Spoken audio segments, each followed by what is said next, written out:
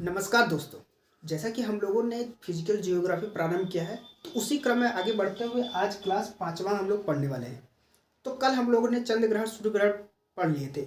उसमें हम लोगों ने सुपर मून, इसके बाद खूनी चाँद यानी कि ब्लड मून, इसके बाद सुपर ब्लड मून, इसके बाद ब्लू मून, सब हम लोगों ने देख लिया। तो उसी में उपभू अपभू किसे कहते हैं ये भी हम लोगों ने देख लिया था। तो उसी क्रम में आगे बढ़ते हुए एक महत्वपूर्ण टॉपिक है जिसका नाम है जो क्षुद्र ग्रहें आकाश में बहती रहती हैं वो क्या है। देखिए, ये दरअसल क्षुद्र ग्रह कुछ है नहीं।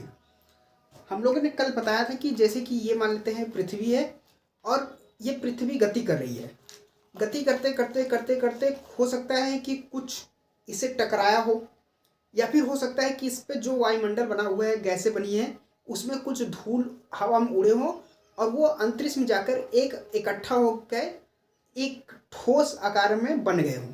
तो जो वो ठोस आकार ले लिया जाता है, तो उसी ठोस आकार को ही हम लोग क्षुद्र ग्रह, उल्कापिंड या धूमकेतु के नाम से जाना जाता है। अलग अलग परिस्थितियों में अलग अलग नाम दिया जाता है। तो पहले हम लोग देखते हैं क्षुद्र ग्रह। देखिए, ये जो क्षुद्र ग्रह हम लोग पढ़ने वाले हैं, तो क्षुद्र ग्रह को इंग्लिश में एस्ट्रॉयड बेल्ट कहते हैं। तो ये जो एस्ट्रॉयड बेल्ट है, ये दो ग्रहों के मध्य पाया जाता है। दो ग्रह कौन कौन से? मंगल और बृहस्पति। यदि पूछे कि एस्ट्रॉयड बेल्ट किन दो ग्रहों के मध्य पाया जाता है, मंगल और बृहस्पति, ये मैंने आप लोगों को पहले क्लास में बता दिया था। ठीक है, तो इसके बाद देखते हैं कि ये क्षुद्र ग्रह बना किससे है। क्षुद्र ग्रह धूलकण, बर्फ, इसके बाद गैसें से मिलकर एक ठोस आकार का है जो कि सूर्य का चक्कर लगा रहा है ग्रहों के साथ। ठीक है, तो इसी में आगे बढ़ते हुए जो क्षुद्र ग्रह है वो दो टाइप के हैं। एक ट्रोजन क्षुद्र ग्रह और एक नियर अर्थ ऑर्बिट। ठीक है,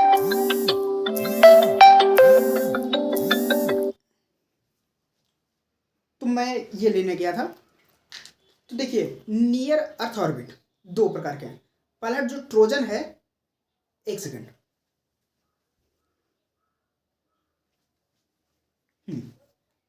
अब देखिए जो ट्रोजन है वो तो इन दोनों ग्रहों के मध्य यानी कि मंगल ग्रह और बृहस्पति ग्रह, इन दोनों ग्रहों के बीच से यह गति कर रहा है। ये दोनों ग्रह हैं और ये मान लेते हैं कि ये जो हमारा हाथ है, ये दो उंगलियां, ये दोनों उंगलियां ट्रोजन है।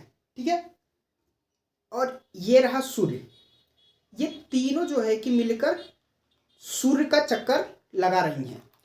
तो इनका जो है कि कोई परिवर्तन नहीं होता है, तो ये हमारे पृथ्वी के लिए हानिकारक नहीं है। लेकिन एक है near earth orbit. Near earth orbit का मतलब ये होता है कि वे क्षुद्र ग्रह जो पृथ्वी के बहुत ही करीब से गति करते हैं। ठीक है, अब करीब से गति करते हैं, अगर मान लेते हैं कि आप सड़क से चल रहे हो और कोई ट्रक है जो एक पटरी दूर से चल रही है, तो आप कहोगे कि कोई दिक्कत नहीं है। लेकिन अगर आप उसी रोड से चल रहे हो और ट्रक आपके समीप से चल रही हो, तो आपको डर लगेगा कि हो सकता है कि कोई दिक्कत आए और ये ट्रक हमें ठोक दे और हमारी मृत्यु हो जाए। ठीक है, बस जस्ट यही दिक्कत है नियर अर्थ ऑर्बिट में। तो नियर अर्थ ऑर्बिट मुख्यतः चार प्रकार से बांटा गया है। अब देखते हैं कौन कौन सा। पहला अमोर, दूसरा अपोलो, तीसरा अटेन, चौथा अटीरा। ठीक है, अमोर, अपोलो, अटेन, अटीरा। देखिए, अमोर, अपोलो, अटेन, अटीरा, चार भागों में बांटा गया है। अब देखिए पहला अमोर। तो अमोर की खासियत क्या है? ये देखिए सूर्य है। ठीक है, ये सूर्य है और सूर्य का चक्कर जो है कि पृथ्वी लगा रही है। ठीक है, और ये जो अमोर है क्षुद्र ग्रह, वो इन दोनों का चक्कर लगा रहा है। अमोर समझिएगा, ये है सूर्य, ये सूर्य है। तो सूर्य का चक्कर हो गया ये पृथ्वी। तो ये पृथ्वी जो है कि सूर्य का चक्कर लगा रहा है और इसी के क्रम में अगर यहाँ पे आ जाए ये जिसे हम लोग अमोर कहते हैं, तो ये अमोर भी साथ साथ पृथ्वी का चक्कर लगा रहा है, जिसे हम लोग कहते हैं कि यह एक क्षुद्र ग्रह है जो कि अमोर नाम से जाना जाता है।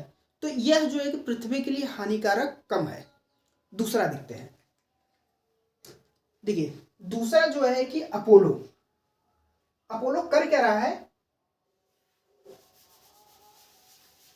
अपोलो देखिए ये है सूर्य, ठीक है, और ये है पृथ्वी जो कि सूर्य का चक्कर लगा रही है। लेकिन ये जो अपोलो है वो सूर्य का चक्कर लगाते लगाते पृथ्वी का चक्कर लगा रहा है, समझिए। ये हो गया अपोलो, ठीक है, ये हो गई हमारी पृथ्वी, ये हो गया सूर्य।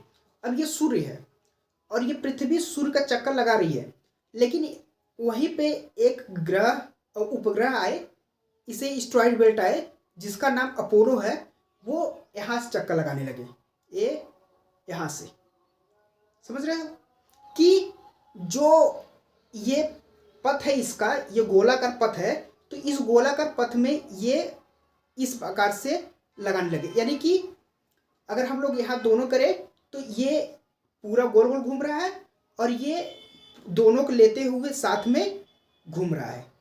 यानी कि इसका जो परिक्रमण है, परिक्रमण रेखा को काटते हुए अपोलो घूम रहा है, जिसके कारण यह पृथ्वी के लिए हानिकारक माना जाता है। इसलिए अपोलो मिशन हम लोगों ने इसीलिए हम लोगों ने डार्ट मिशन भेजा था, जो है कि चेक करने के लिए कहीं टकराए उकराए ना।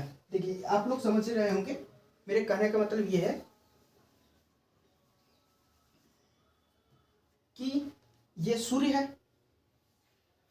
ठीक है, ये पृथ्वी है, पृथ्वी सूर्य का चक्कर लगा रही है, और ये आता है अपोलो जो कि सूर्य के साथ साथ इस तरह से चक्कर लगाने लगता है, समझ रहे हो, अर्थ को लेकर, सन को लेकर ये इस तरह से चक्कर लगाने लगता है, जो है कि ये परिक्रमण रेखा जो है पृथ्वी की, उसे यह कट करने लगता है, जिसके कारण हम लोग कहते हैं कि अपोलो जो है कि नियर अर्थ ऑर्बिट है, और यह सूर्य पृथ्वी के लिए थोड़ा सा हानिकारक है, क्योंकि यह पृथ्वी की जो परिक्रमण रेखा है उसको काट रहा है, ठीक है। इसके बाद तीसरा देखते हैं।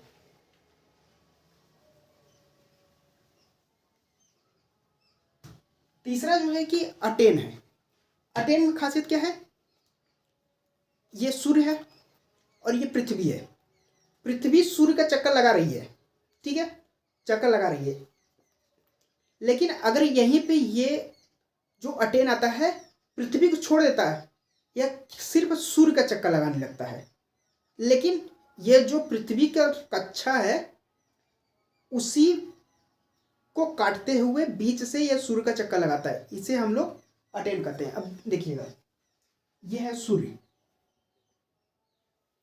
ठीक है, और इसका चक्कर लगा रहा है पृथ्वी, यह है अर्थ, ठीक है, और ये जो अटेन आता है ये इसी कक्षा से चक्कर लगाने लगता है सूर्य का, इसे कहते हैं अटेन,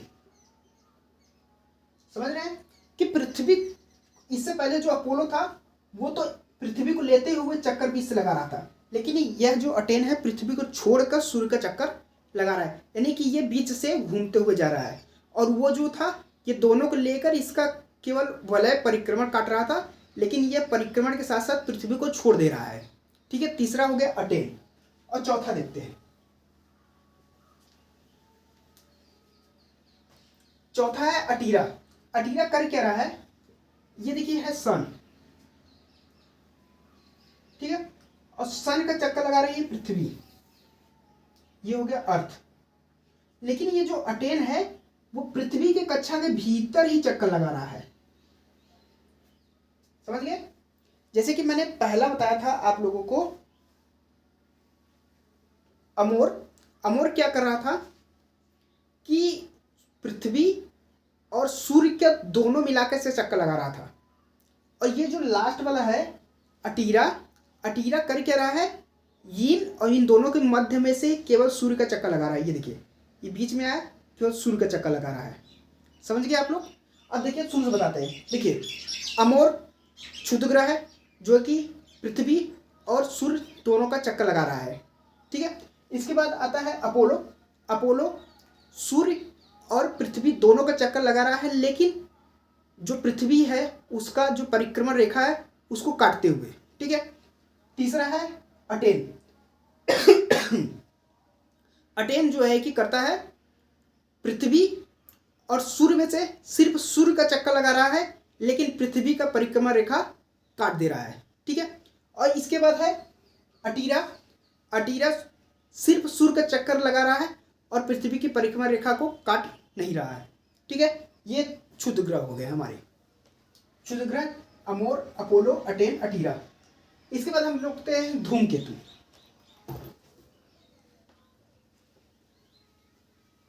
अब ये धूमकेतु जैसे ये दोनों बने थे, जैसे मैंने बताया था कि धूल कण से बने थे, वैसे ही धूमकेतु जिससे कॉमेट कहते हैं इंग्लिश में, वो भी धूल कण, इसके बाद गैसें, छोटे छोटे टुकड़े, उनसे मिलकर यह सॉलिड में बना हुआ है। देखिए, ये बनने का कारण ये है कि कभी कभी होता है कि ये पृथ्वी है और इसके करीब से कोई ग्रह गुजरता है, तो हो सकता है कुछ पार्टिकल टूटकर इसके पास जा रहे हो, तब से ये आगे बढ़ जाए। समझ रहे हो कि मान लेते हैं कि ये मंगल है और ये सूर्य है और ये हमारा पृथ्वी है, तो जब मंगल ग्रह करीब से गुजरता है और इसका जो कि कुछ पार्ट है इसके गुरुत्वाकर्षण के कारण कुछ टूटकर ये इसके पास जाने वाला था, तो इसका जो है कि थोड़ा सा ये आगे बढ़ गया, तो ये जो टुकड़ा था वो हवा में ही घूमने लगा और वही आपस में मिलकर बनाया, जिसे धूम केतु के नाम से जाना जाता है। अब धूम केतु जो है कि एक प्रकार का जो क्षुद्र ग्रह है, इसके भाग देखिए, इसका जो मध्य का भाग है उसे नाभि के नाम से जाना जाता है। मध्य में है नाभि, उसका जो ऊपरी बाकी भाग है उसे हम लोग भाग के नाम से जानते हैं, और इसके पीछे जो पुछल्ला लगा होता है, जैसे कि अगर कोई चीज़ गति कर रही हो, अगर ये है तो ऐसे गति करेंगे तो इसका जो पुछल्ला है देखेंगे तो ये पुछल्ला पीछे भागता रहेगा। अगर ऐसे कर ले और इसे गति कराए, ये देखिए, ये देखेंगे तो ये गति करते हुए ये पुछल्ला जो पीछे भाग रहा है, तो इसे पिच के नाम से जाना जाता है। ये बीच का जो हो गया वो हो गया हमारा जो है कि नाभि, ये ऊपर का भाग हुआ भाग, और ये जो पूछ है इसे पिच के नाम से जाना जाता है। अब ये धूमकेतु में एक पेपर परीक्षा पूछा था, परीक्षा में एक क्वेश्चन पूछा था कि जो इसका पुछुल्ला है यानी कि धूमकेतु की जो पूछ है वो सूर्य के तरफ जाता है, नहीं, ये हमेशा सूर्य के विपरीत तरफ से जाता है। क्यों? क्योंकि जो ये है वो ज़्यादातर पृथ्वी के करीब है और यह जो है कि ग्रेविटेशन फोर्स इसके जस्ट विपरीत काम करता है। तो जब ये गति करता है तो ये सूर्य की गति करेगा, तो सूर्य की गति करेगा तो सूर्य की तरफ से ऐसे नहीं गति करेगा, ये ऐसे गति करेगा। जब ये देखेंगे ऐसे गति करेगा तो ये केंद्र की तरफ नहीं, केंद्र की बाहर तरफ मूव कर रहा है। जब ये केंद्र की बाहर तरफ जाएगा तो यह सूर्य की तरफ न जाकर सूर्य के बाहर की ओर रहता है। अब परीक्षा में अगर पूछे कि धूमकेतु की पूंछ सूर्य की तरफ रहती है, नहीं, सूर्य के विपरीत तरफ रहती है। तो हम लोगों ने धूमकेतु भी आज समझ लिया। इसके बाद देखते हैं उल्का पिंड। उल्का पिंड बहुत ही इंपॉर्टेंट है। जैसे कि हम लोग देखते होंगे तारा टूटा, दरअसल कोई तारा वारा टूटता नहीं है, वो सारे उल्का पिंड होते हैं। अब उल्का पिंड 3 प्रकार के होते हैं। ये जो उल्का पिंड है वो भी सेम बनते हैं, जैसे क्षुद्र ग्रह से टूटे हुए टुकड़े और धूमकेतु से टूटे हुए टुकड़े, गैस, धूल मिलकर ही उल्का पिंड बनाते हैं। लेकिन उल्का पिंड में खासियत ये होती है, ये जो उल्का पिंड होते हैं 3 टाइप के होते हैं। ठीक है, पहला टाइप जिसे हम लोग कहते हैं कि मीटेरॉइड। अब जो मीटेरॉइड होता है वो क्या होता है? अब मीटेरॉइड हो गया ये, समझ रहे हो, ये जब तक पृथ्वी के जो वायुमंडल है उसके बाहर हो, जैसे ये पृथ्वी के वायुमंडल के बाहर है तो मीटेरॉइड है, मीटेरॉइड, डी लास्ट में है यानी मीटेरॉइड है। तो ये पृथ्वी के बाहर घूम रहा है तो मीटेरॉइड है। ये जैसे ही पृथ्वी के वायुमंडल में प्रवेश करता है ये बन जाता है मीटियोर। ठीक है, जैसे ये पृथ्वी के वायुमंडल में प्रवेश करेगा इसमें लग जाएगी आग। आग क्यों लग जाएगी? क्योंकि जो बाह्य मंडल है, मैंने बताया था आप लोगों को, उसमें जो गैसें हैं बहुत ही दूर दूर है, यानी कि बहुत ही विरल अवस्था में है, जिसके कारण वहाँ पे प्रेशर कम लगता है, घर्षण कम होता है। और जैसे ही वहाँ से ये पृथ्वी के वायुमंडल में प्रवेश करता है तो यहाँ पे गैसें बहुत ज़्यादा हैं घर्षण बहुत ज़्यादा होता है, जिसके कारण यहाँ पर जो है कि इसमें आग लग जाती है। जब ये आग लग जाएगा तो ये जो है कि जलना प्रारंभ हो जाता है।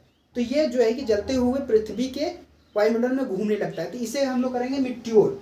अब जब यही मिट्योर आकर पृथ्वी पर गिर जाए और इसका जो मलबा मिले तो उसे कहते हैं कि आज हम लोगों को मीटेओराइट मिला है। तो हम लोग कहते हैं मीटेओराइट मिला है।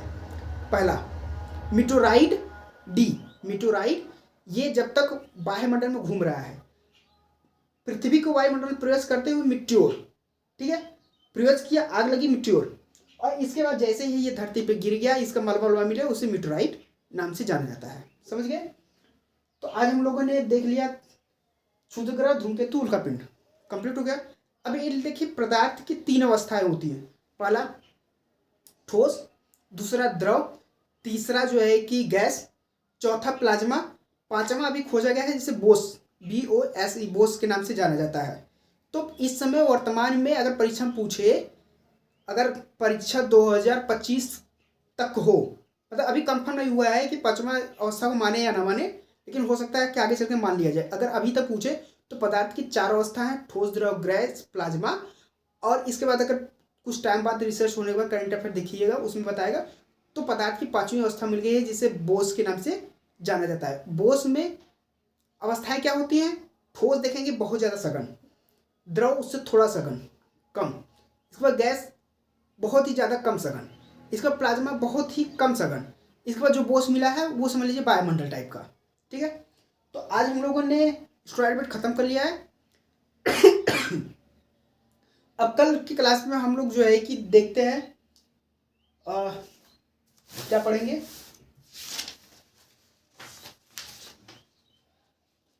तो कल हो सकता है कि हम लोग देख लें अक्षांश देशांत, या फिर देख लें कि मौसम परिवर्तन कैसे होता है, वो ज़्यादा इंपॉर्टेंट रहेगा। कल हम लोग देखेंगे कि पृथ्वी जो है कि अक्षांश देशांत कैसे और क्या करते हैं, और इसके बाद जो है कि पृथ्वी कब कहाँ होती है, 21 जून को गर्मी क्यों होती है, और जो है कि दिसंबर में ठंडी क्यों होती है। तो ये हम लोग देखेंगे कल की क्लास में। धन्यवाद।